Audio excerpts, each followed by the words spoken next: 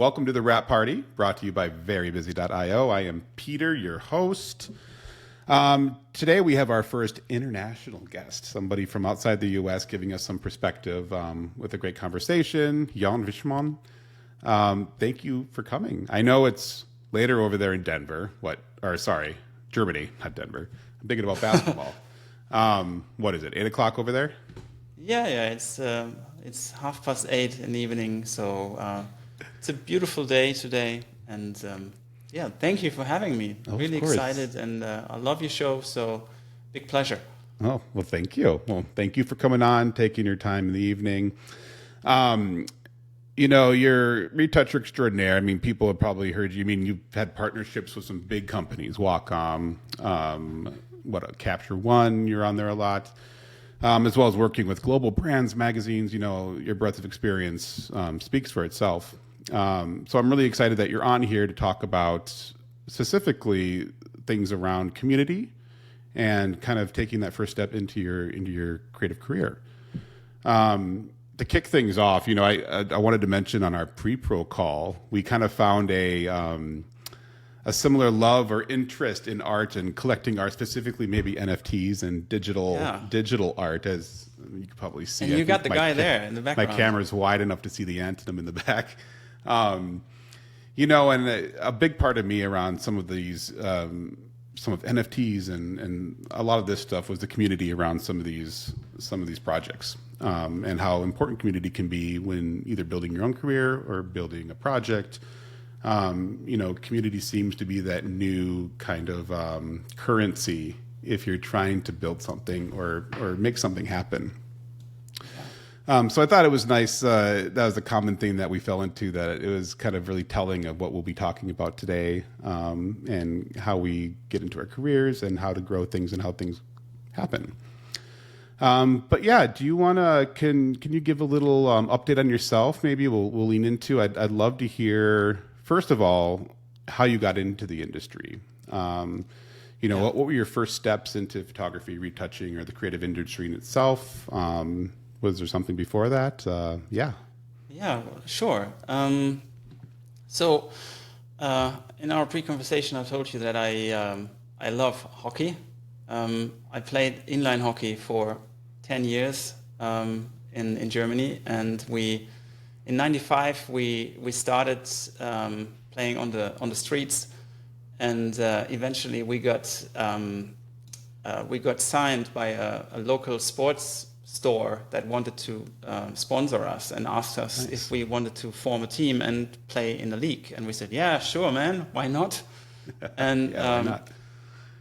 So we did it, and we immediately became a big group of friends, and at the same time I played NHL hockey on the computer with my friend, and I believe around 97, 98 it was possible to put your names into the game, but never like graphics.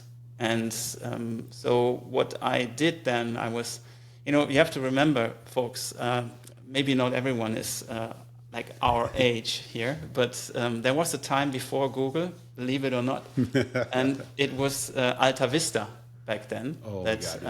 I used to search how to edit graphics on a computer, and it said I should use Photoshop, and I was like, Photoshop, all right, where do I get that? And I asked Napster, and it had an answer for me, and so I had Photoshop, and I had the game, I found the graphic files, and I edited them to build our own jerseys and arena. Like, no way. Very crappy, but I did it. And so I was fascinated by image manipulation.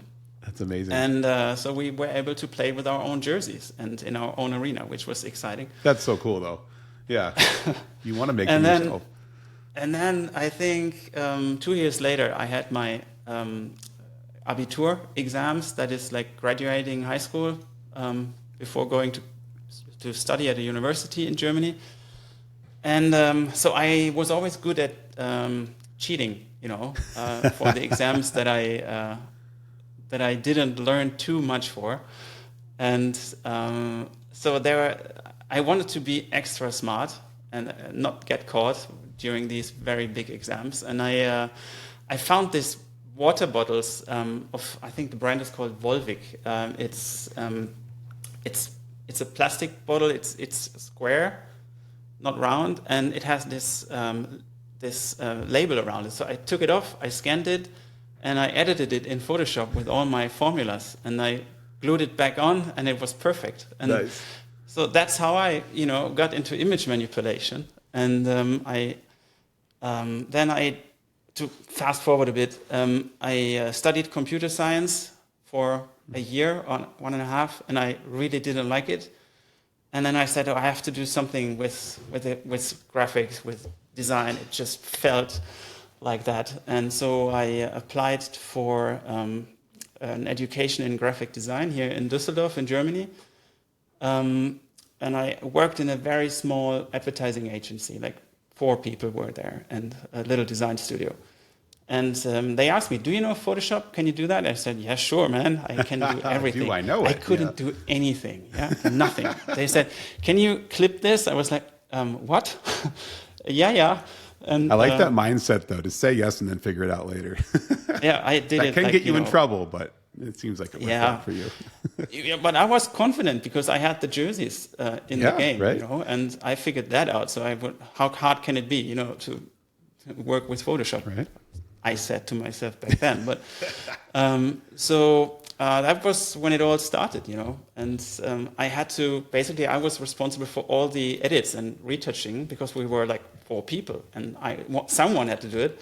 Yeah. And then they gave me this Wacom board, this really old thing. And, I asked the guys at Wacom if they still have it, like the Wacom Intros from 2002.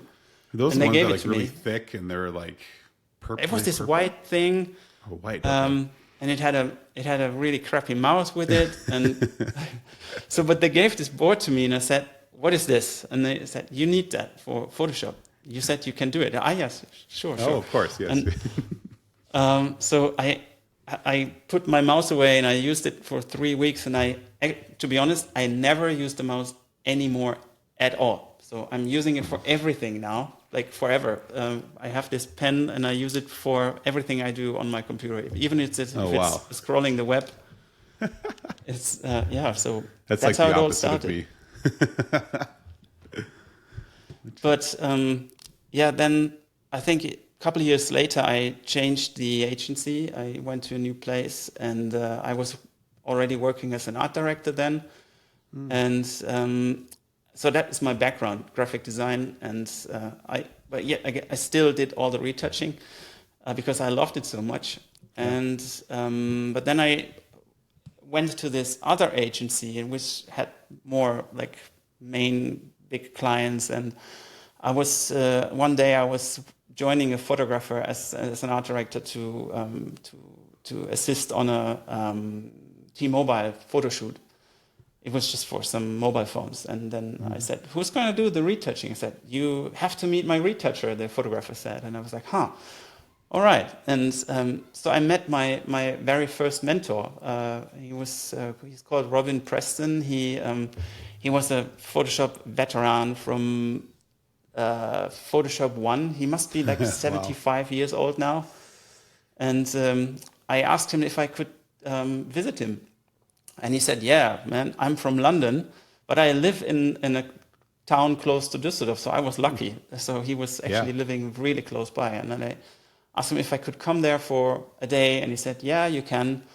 And I basically spent 2.5 years at his studio after work. I always went there after work, and he never showed me everything, but he kept me really hungry, and he showed me enough to get me super excited. And so I knew that's what I want to do. Oh, that's wonderful. Had he mentored people before, or were you kind of his first mentee? I think I made him do it. You made him do it, yeah. He didn't really want to do that, I think. He was looking for someone that helped him with his design stuff. Mm-hmm. So I offered him to do the graphic design for his projects, and he will teach me some Photoshop. Oh, nice. So it was kind of I always asked him that, can you show me the shortcuts? And he said, man, there are no shortcuts. Yeah. You have to put the hours in. And I said, Really? Yeah. Okay. And so that's how he nurtured me kind of with the stuff that I needed to know, but he always left out a few things so that I would study it on my own. Yeah. And he always said, "Don't do it. Don't do it. Retouching will die." And that was in 2000 and what is that? 9 maybe. Yeah. And I said, "No, man, I will do it. I love it, and I will pursue it." And it was a good decision to go on. Well, heck yeah, especially just, having the passion for it. I always remember a lot of the comments I got when getting in the industry early was everybody saying, don't do it unless you can't do anything else, unless you don't want to do anything else. You have to love it if you want to be successful and stay in it. Yeah.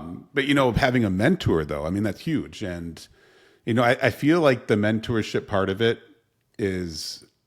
has slowly been declining. Like I don't meet a lot of retouchers that really went under like a kind of an intense first mentorship that was specifically focused on maybe career development and like trying to shape them into something or pass on something. Yeah. What was it like, that first year under mentorship, like working with him, and was it kind of like a hardball kind of thing? Like, was it a hard way of learning, or was it more of like a nurturing thing, something that, were you a little scared to go into the studio every day knowing that, okay, I gotta, I'm kind of low on the totem pole and I'm learning?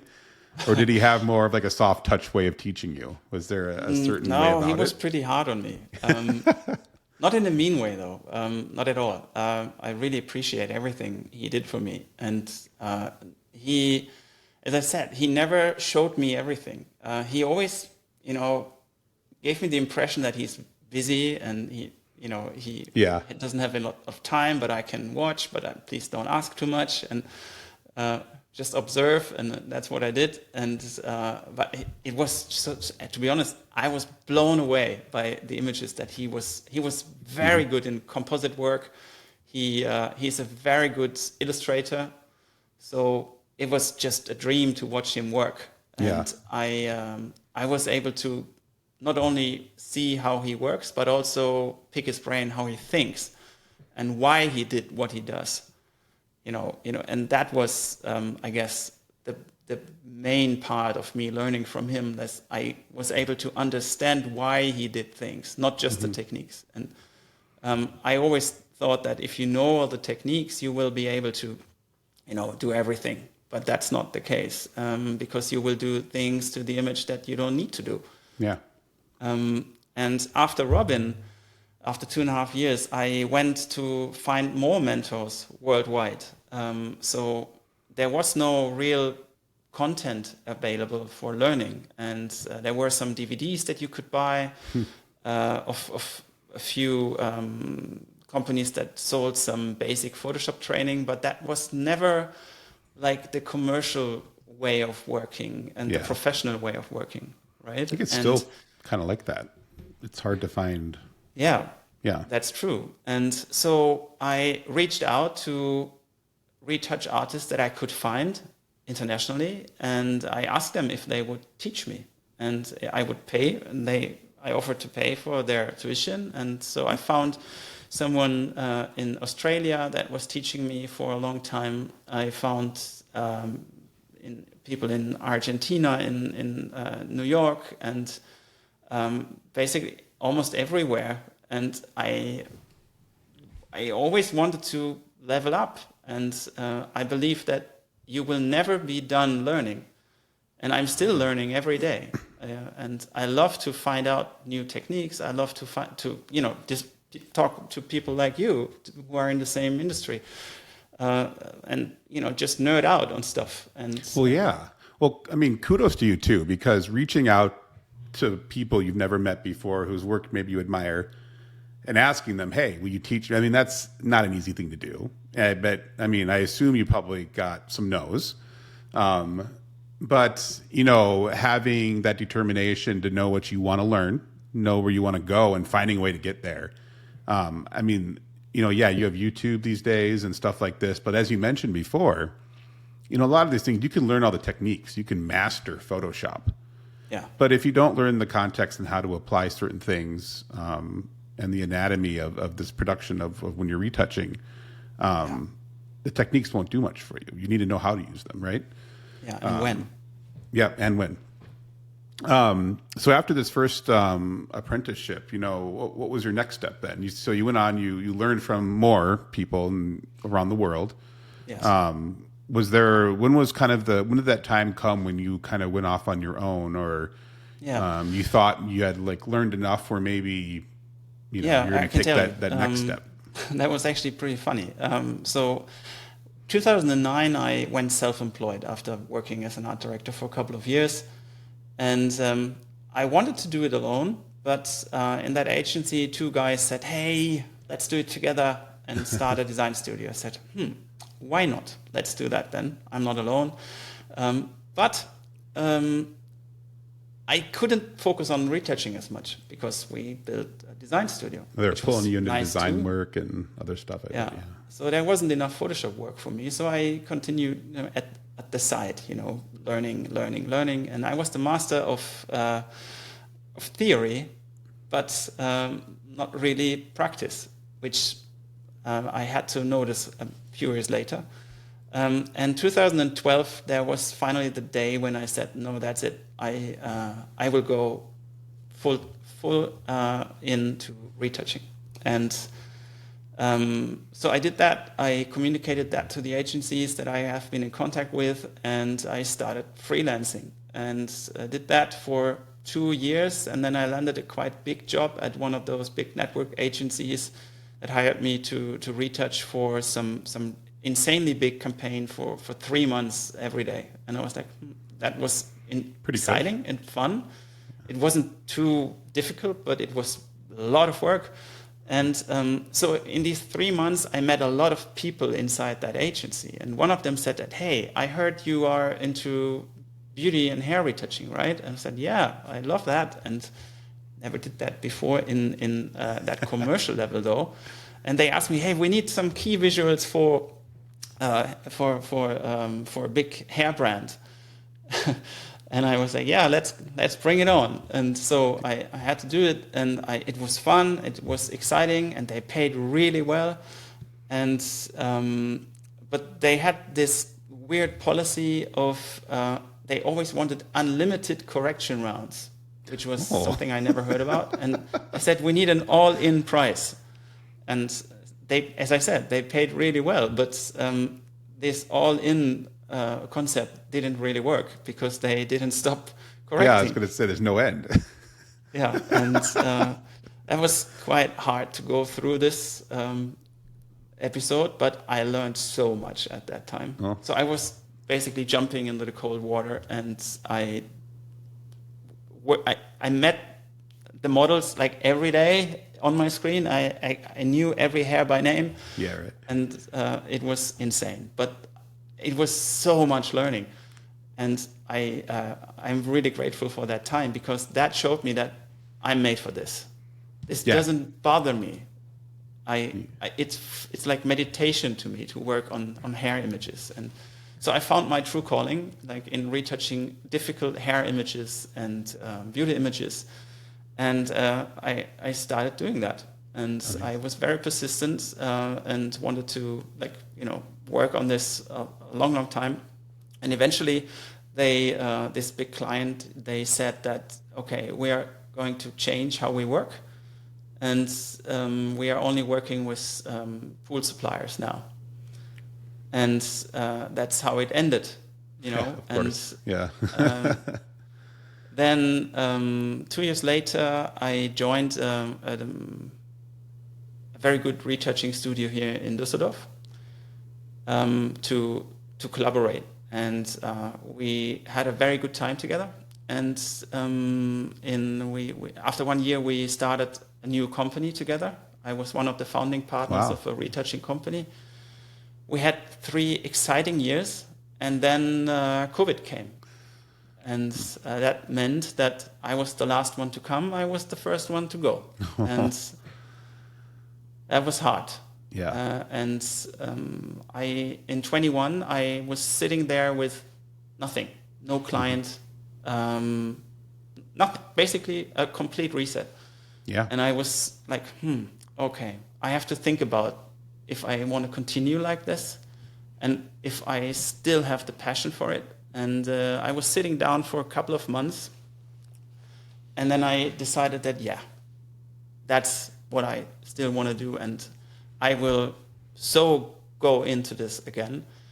And but there was not much work at that time. And then I, having collaborated with Wacom and Capture One for a couple of years already, Capture One reached out and asked me if I wanted to be one of their ambassadors. And I was like, what do you expect? And sure, why not? And they said, yeah, whatever you do, we love what you do. We see your work, and you have been giving webinars for us already. And basically, if you would be interested in supporting our community, that would be amazing. And I said, yeah, sure, of course. I love doing that. And so in 21, something magical happened, actually. I was sitting there reorganizing my professional life, and I was, creating these videos. I started a YouTube channel because I wanted to give back to the community. And I said, I know so much by now. I would love to share this because, what is the legacy of us as retouch artists? There's these images that we create, but I want to help the next generation to find knowledge that I couldn't find. And maybe I can be a little support to someone. And I said, if I can only have one person, that would be amazing. And so I did that. I started the YouTube channel. I created start to finish retouches from images that I published in big magazines because I wanted to show how these images are made. And I got a lot of response for that. I didn't even think about that people would react to that, to be honest, but I had the time to do it. And so it was really rewarding in terms of gratitude from people from all over the world, which was exciting. I felt so good about that because I was able to help a lot of people. That's great. And this is still during the pandemic that this started or kind of kicked off? Yeah, that it was nice. That I had the time at that moment to actually do that. And I was podcasting for a couple of years already, and that was something that opened so many doors. I cannot even explain. It was insane. Like there were people out of the sudden in my life that I never thought of meeting, of talking to, and actually it led to a lot of new business because I was able to talk to people and they said, "Hey, what you're doing retouching? You can retouch for us." I was like, "Oh, yeah, sure, I can." Well, what do you know? And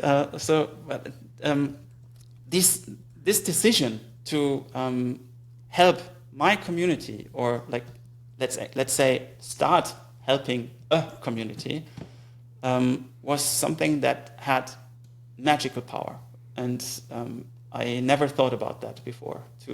I knew that I enjoyed it to help people, but more locally or more like through webinars with Capture One or with Wacom, but to actually do that on purpose, on a persistent, what is that actually the word?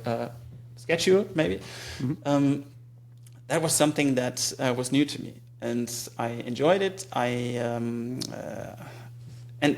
the funny thing is that I did it without expecting anything, and so what happened was I did that one photo shoot with Per Appelgren, a friend of mine. He's a beauty fashion photographer. And asked him that, hey, we're doing this editorial, which is like a free collaboration. Happy to help you, but would you mind if I take one or two of these pictures and create a Capture One webinar with it? And he was like, yeah, no, sure, do it. And I'm happy if you help someone with it. I said, yeah, thank you, I'm going to do that. So I did that webinar, and 2 days later, I received a phone call by a photographer from Luxembourg, and he said that, hey, I never watch YouTube videos or webinars, but I saw yours and I want to work with you. I was like, Oh, wow. Oh, really? Okay. Heck So yeah. what are you planning? I said, you're in Düsseldorf, right? I will come over. That's like a 3-hour drive.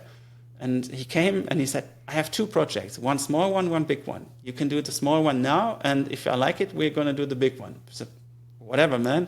Sure. And it was really nice, beautiful pictures. And so we did that, and he was super happy. And I said, all right, let's talk about the other project then.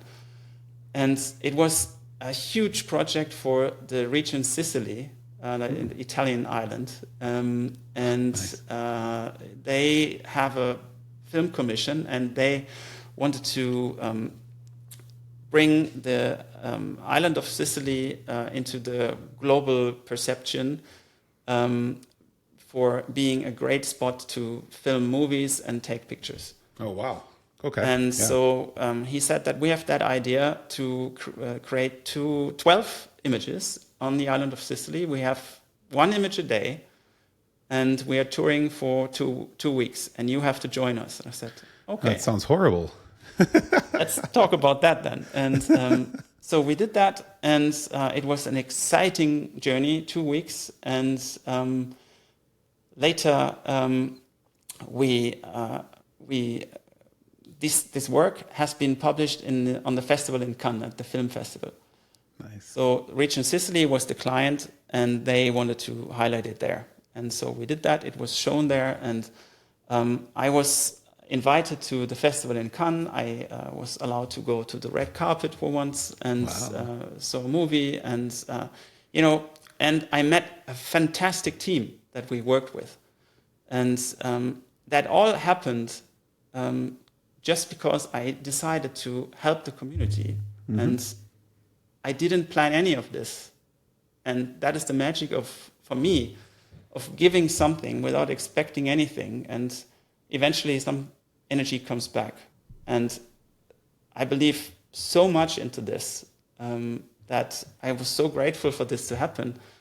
And the best part of that is that my teammate now, Jessie, I met her on production in Sicily. Oh wow! And okay, nice. She was asking me one day, "Hey, I saw you do the retouching, and can I sit next to you if you edit tonight?" And I said, "Yeah, sure, of course you can. We are here and we have the time." And so we connected very, very well. And now she's in my team that I built in 21, and we're working together now for almost 3 years. And it's that's what happened just out of giving something, and I'm more than grateful for that. Starting out with just making a tutorial video to help the community out. And I'm seeing this pattern through your career of these things, these little decisions, these gestures, these little seeds you had planted that eventually are growing and blooming, and things are becoming of them. I want to jump into, two things here that I see. One is talking about community. You talked about meeting people on set on these productions and building these people around you, building teams and working with teams. This collaboration you did that you took 2 images from to make the YouTube video that grew into this project. That, and then also on a pre-production call, you'd brought up something called radical collaboration. Yeah. Which I'd love to kind of get your definition of, and your what do I want to call it? It seems kind of like a way of life for you, of how this giving back without expecting, and not only just in a professional life, but I could see in a personal life, just the way you live your life. I think it's a nice mantra. It's one that I believe in as well. You kind of put out into the world, but hopefully you understand. But yeah, I'd love to kick off with that. Just maybe we'll start with the collaboration part. Yeah, radical collaboration. Yeah. So what I mean by radical collaboration, I think it has two sectors that we could dive in. So the first is, when you start working as a retouch artist, I think the most important thing that you have to understand is that you are working on projects that are built by not only you, but by a large team. And as a retouch artist, you have the privilege to be the person to finish a project that has been created by a lot of people, like the art director, maybe the concept artist, the photographer, the stylist, the makeup artist, whoever is in that supply chain. And we as retouchers have to finish the creative vision and maybe bring out that magic into the image that couldn't have been captured in camera.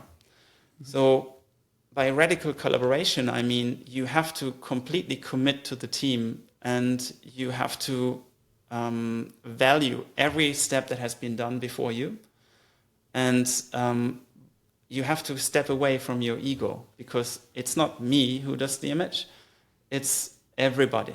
And I, as a retouch artist, have to understand what the creative vision was, how the people were thinking, what the concept is, and how I can bring out the best in that image.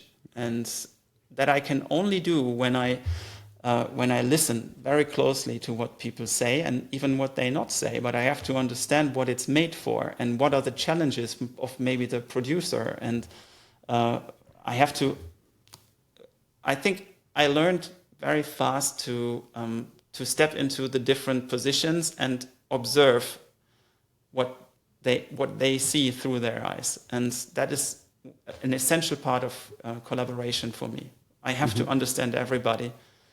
And from there, I can then bring in my expertise and be a good partner to everybody, because they don't know what I know, and vice versa. I have to know where they want to go, but I cannot assume that they know what I can do, and I'm always very open and transparent in communication, because that is something I have learned very early, that I need to communicate very clearly what it means to have expectations and how to meet them, or how to advise and then to partner, not just be a supplier. And that is what I mean with radical collaboration in a business context, and radical collaboration on a more personal context would be, I really want to know the person that I work with.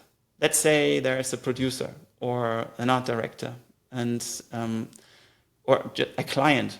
Let's say a client, not too specific. I truly want to connect with them, because first of all, we're doing a people's business. If two people can do the same from a skill level, who are they going to work with? They work with the person that they can clearly communicate with, that maybe they have a vibe. They're definitely not working with the asshole. And so right. Kindness is one of my superpowers, I think. And I really put a lot of emphasis to this. It's so easy to be in your own head, but I wanted to be fun to work with, and I'm a positive person. I always have been an optimist, and I love being completely and openly interested in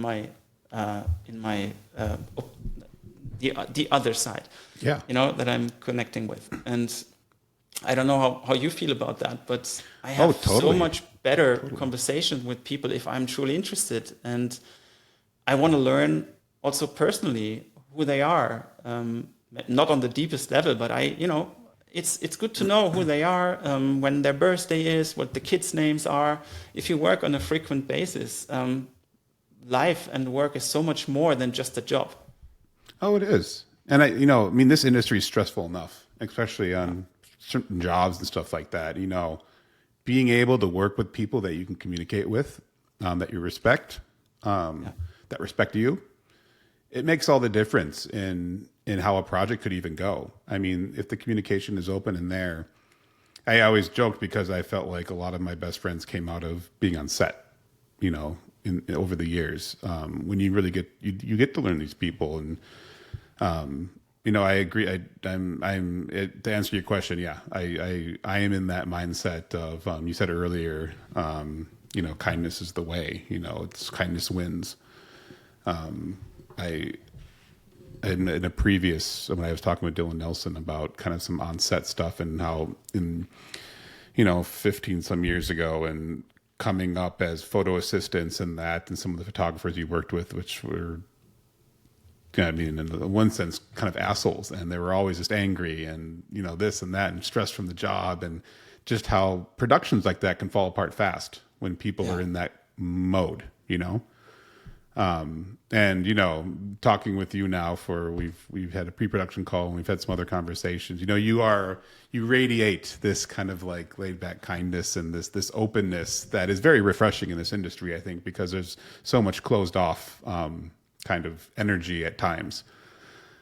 So being able to give back, being open-minded enough to want to not just progress yourself in your career, but also lay a path for new people to come up, the people after you, like you said, legacy, in a sense, is incredibly important. And around that too, like community, a theme I'm hearing with you is, giving back to community is very important. I'm curious to hear, through Wacom, through Capture One, through your YouTube, through your podcast, kind of the communities maybe you have been growing. Like, what has that effect had on, well, we've heard a little bit how it's affected your career and maybe some job opportunities, but also just what are the reactions you've gotten? Like, have, people contacting you, not just for jobs, but just in terms of appreciation, or, what has spun out of some of these communities that have maybe sprouted out from what you have been building?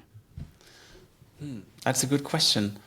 First and foremost, I think, for me personally, I became so much better in communicating and in listening and in having good and honest and deep conversations. That was a really good training for me, because I was scared as shit when I started my podcast in 2017. It was like, oh my God. But I wanted to do it. Yeah. I wanted to do it because I said that I know so many great people in the creative industry. I do want to talk to everybody, and I love having good conversations. So why not record them and bring that closer to the creative community? Because not everybody is open for a conversation, or is, let's say, courageous enough to reach out to people they don't know, to connect with and maybe learn from them. And that is what I wanted to create with that podcast. It was in German back then. And that was my start of creating community. And I always say that still today, I don't care how big that community is. That was never my goal, to build like this huge community that didn't, if it happens, it happens. That's all right. But, and I don't mind. But I was like, if it helps one person, that would be just cool, and the rest is good conversations for me. Yeah. And as I said, it was good training. And, but one thing led to the other, and that led to the first workshops with Wacom, because they heard it and said, hey, you are here in Düsseldorf, we are in Düsseldorf, would you like to give a keynote? And we need someone to go to Photokina. That has been a trade fair here in Germany for photography and retouching and whatnot. And so they asked me to come there for a week to give workshops. And that actually went full circle back to Robin, my first mentor, because he was doing that for Wacom. And he was one of their evangelists back then and doing the presentations on Photokina. And so that was like, oh, okay. So that's how it goes. And that led to new relationships. So step by step, it led to new people that I met and that shared the same passion. And I think passion is one of the words that is super important here, because I just love retouching. And there's maybe people out there that doing the job that are not that passionate, which is all right. But for me, you can wake me up in the middle of the night and I would enjoy retouching. It's just the way it is. And I'm very grateful for this, that I found this and I could make this my job. And that I was persistent enough to not listen to Robin and pursue it. And right. So if he hears that, Robin, thank you for everything you did, but I'm happy I continued. And anyway, so that led to building a small community of people that were having the same passion or that were interested in my passion, why I love that so much and why I'm doing this. And so that led to the next company that, as I said, Capture One, that reached out because they wanted to have some events in Germany and then internationally, and we just clicked. And just recently, I joined the Adobe Community Expert Program because Seth, shout out to Seth here. We connected also, and I really like this guy, and we have a good relationship on nerding out together, and building, helping each other. And so he forwarded me to the Adobe program, which was super nice. And so, as I said, one step after the other helps to build your own community and to enter new communities to bring your knowledge if you want to, right? And so that is how I think building that community started for me. And to answer your question, that opened so many doors at the same time. But it only starts when you do the first step. And it's Being not like you can proactive see the end of the road. It's like driving in the fog. You drive 100 meters and then you see the next 100 meters. And right? And this is, I believe, what this is all about. Like just being open, kind, and understanding that there's people that want to learn. And of course, I don't have time to do everything, but I found my way of making the most out of this. And, Well, when it comes to whether it's people within your community, or maybe it's a client, or maybe it's a new partnership like Wacom or Capture One, how do you, when you first are meeting people or putting yourself out there, how do you make those connections? We talked about getting to know somebody and understanding them, not maybe on a too superficial level, but to really understand them so you have a good working relationship. How do you approach new people within your ecosystem in terms of wanting to work with them, communicating with them, kind of building those lines of trust? Well, I think when I want to connect with someone, I would never say that, hey, it's me and I want you to work with me. I think that doesn't work. And people get a lot of that these days, probably, when they're in certain positions. It's kind of noise almost, maybe, that approach. So again, I want to switch sides and see through their eyes what could be interesting when I approach them. And what I always do is that I know, there's a time, for example, let's say lunchtime, people always have to eat, right? And, as I learned from my podcast, when people always like to tell their story. People like to tell their stories. Yeah. That's why we are talking.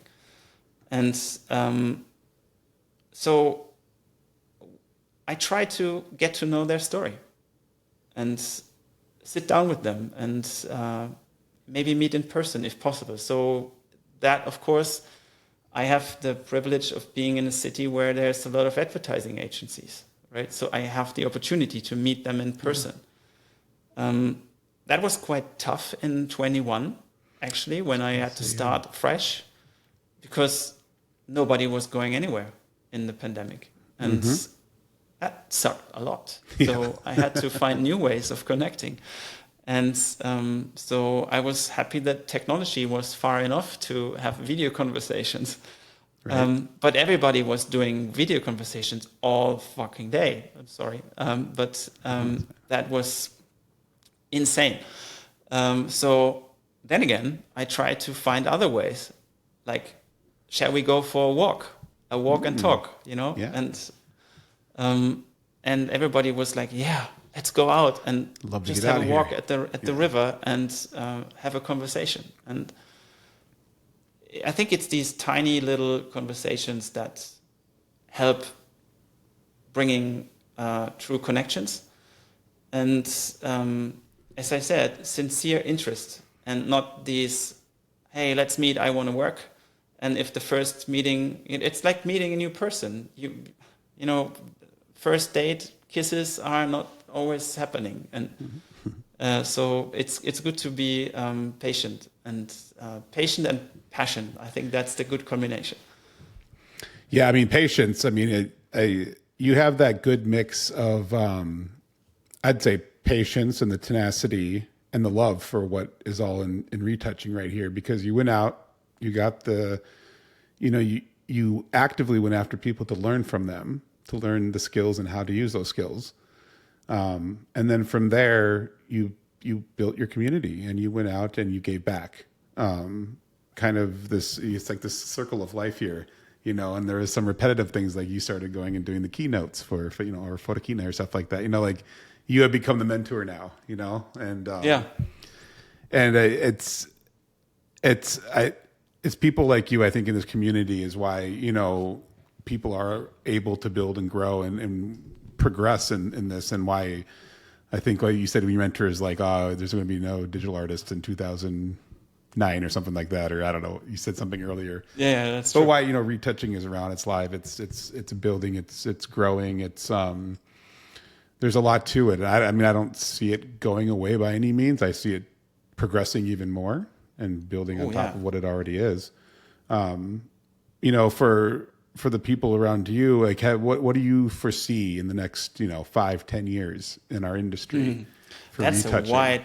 That's a wide time horizon, man. Right. If you would have asked me that 2 years ago, I would probably have had a different answer 2 years ago. But now, I think, I get asked a lot, are you afraid of losing your job to AI? And I always say, not at all. No. Why? Maybe AI will change things, I'm sure. And it already does. And not everything for the better, of course. But I think you have to embrace technological progress. Otherwise, you will be wiped away. And totally. I definitely love exploring everything that is popping up. And I'm learning so much right now about AI and how things develop, how I can implement certain techniques into my workflow, how I can make maybe processes easier and faster. But the funny thing is, the more I think about it, the person that asked me, the last person to ask me if I was afraid to lose my job was a lawyer, and she said that. I said that, maybe, did you think about your job? And she said, no, why? And I said, I think her job's more at risk. Isn't your job based on facts and a lot of data? Yeah. Think twice, lady. The little hours. Yeah. Yeah. So I guess, every single job will be changed by AI. Changing. I'm sure. But I recently I watched a really interesting interview, and that person who was a scientist in AI, he said that what we are experiencing right now is something like an immune response to AI. And I said to myself, that's an interesting way of looking at it. Yeah. Because everybody's fighting it in some way. Every industry is fighting it in a way. And especially, I hear a lot of retouchers complaining about it, and or like talking it down, because it maybe is helping others to do stuff faster but not as good. And there might be something about that, but our jobs won't be taken by AI. They will be taken by people that use AI. And yeah. I think that's a great way to put it. That is something that we see, I think, happening now. And I'm super excited about what is going to be possible soon, because that will give us new tools in our belt. Every image will still need to be edited, and in one way or the other. And the most important thing, it has to be evaluated, and by someone that understands what works in an image. Like, for me, an image is not just, or let's say retouching is not just editing it or fixing stuff. It's about enhancing it and making it work in terms of color theory, of color. There is also the philosophy behind colors and the different cultural meanings of color and how to guide a viewer's eye through an advertising. And there's so much more to it that you can only get by having the experience that comes over the years. And you cannot, there's no fast track. That's what Robin meant, I believe, that there is no quick way to success. You have to build your eye. Yeah. And I don't know if AI will do that for us. Maybe it can create good images, but you need to be able, as a retouch artist or image producer, to evaluate, is this good? Does it work? Yeah. And maybe we will do different stuff with images in 5 to 10 years. I don't know. And maybe in 10 years we will retouch with brain interfaces. I don't know. But sitting here like this and all plugged in and can happen. Cool. Can happen. Like the Matrix, or maybe we live in the Matrix by then. Yeah. I don't know. But I think it's very important to not go like crazy about it, not to be afraid and not be resentful, and just embrace it with open arms and stay positive.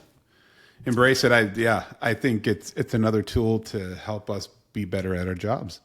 You know, I think we'll have to talk further because, you know, given your past and wanting to open up a community and share the wealth, you know, I think as professional retouchers who are actively researching, using, experimenting, building within, you know, these kind of parameters here now with AI and other developments, you know, there's such an opportunity to put out there how it's being used, how it can be used, what it shouldn't be used for, you know, what's good, what's not good, what's there now, what's not here yet.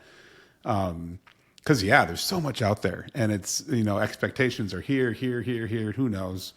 Unless you really get in and use it in a professional sense and understand like what, you know, where things are at and where they can be better. That's what I'm excited about. Like, you know, having a hand perhaps of pushing some agendas in terms of how AI can be used and the betterment of it. Absolutely. But if I may, I have one thought that I would love to share with you. When it comes to, like, we are living in a very fast evolving time right now. And that can be a bit overwhelming to a lot of people. And, you know, when I had this time where I had to start all over again and where I had to, like, really go deep into myself and think about all these kind of things. And I found some safe haven in a really great book, which is called The 4 Agreements. It's by a Mexican guy called Miguel Ruiz. And he's talking about these 4 agreements or 4 promises that you can give to yourself. And I would love to share those 4 with you because they have helped me so much in uncertain times. Especially, I was the master of making assumptions. And in why do I not have a job yet? That is like coming my way. Anxiety assumptions can be hard, why does this person not answer me? Why did I get feedback yet on the image that I do something wrong? And, you know, those thoughts that come up when you are in a negative spiral. And so these 4 promises are, I don't speak bad about me or someone else, which is, I think, very powerful. And the second one is, I don't make any assumptions. The third one is, I don't take things personally. And the fourth one is, I always give my best. Those are great. So I know it has been tough for me to live by those 4 agreements every day, but I try to remind me every day that whatever happens for a reason, and that has nothing to do with me. And that was something that truly helped me to deal with uncertainty and with a situation like we are in now, where we don't know what is coming in the next years in terms of technology that will maybe, you and me, we are kind of dinosaurs in a way in our industry. Like I'm in the industry for more than 20 years now, and I'm retouching every day. So I have kind of a long way back. But people are starting out right now, or maybe a couple of years ago. Maybe they don't have that network yet. Maybe they don't have that track record yet. That doesn't mean they cannot become good retouchers. Yeah.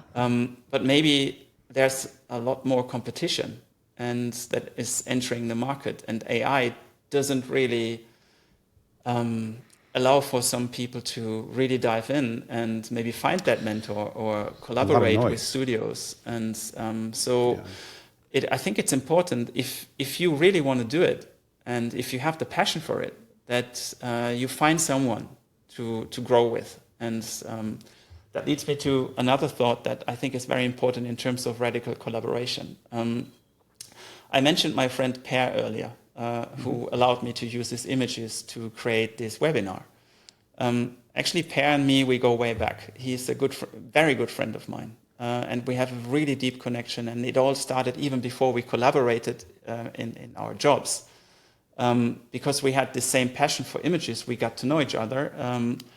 And I had him as a guest in my podcast to talk about his life and how he became a photographer. And so during that conversation, we connected really deeply, and we meet on a frequent basis. And the most important thing is that he is my accountability buddy. He's someone that we have such a deep connection and friendship that we really want to see the other one shine and grow, and we're happy for that other person.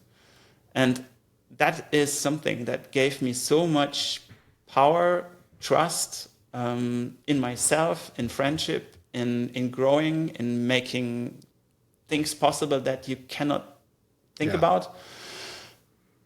I truly would suggest anyone that wants to grow in this industry that you connect with someone that you can relate to, that you like, that you have a basis with, and you'd give a shit about what other people say.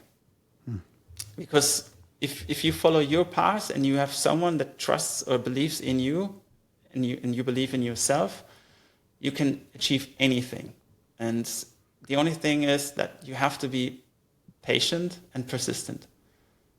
And then you can, that is, I think, the most radical collaboration that I ever had, that we committed to each other, and we found that base together to, we have a phone call every other week, and we hear what's new, and I tell him what I think about what he told me, and otherwise the other way. And that's so much more important than working together. That came naturally. So we are a very good team working together, actually, retouching a lot of his images.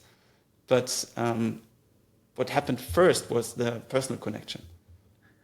I have to echo that, because as you were saying that, what flashed in my mind, there's two people in my career, one early on, one later, producer Bobby Peacock, photographer Bill Phelps, that did very similar things for me.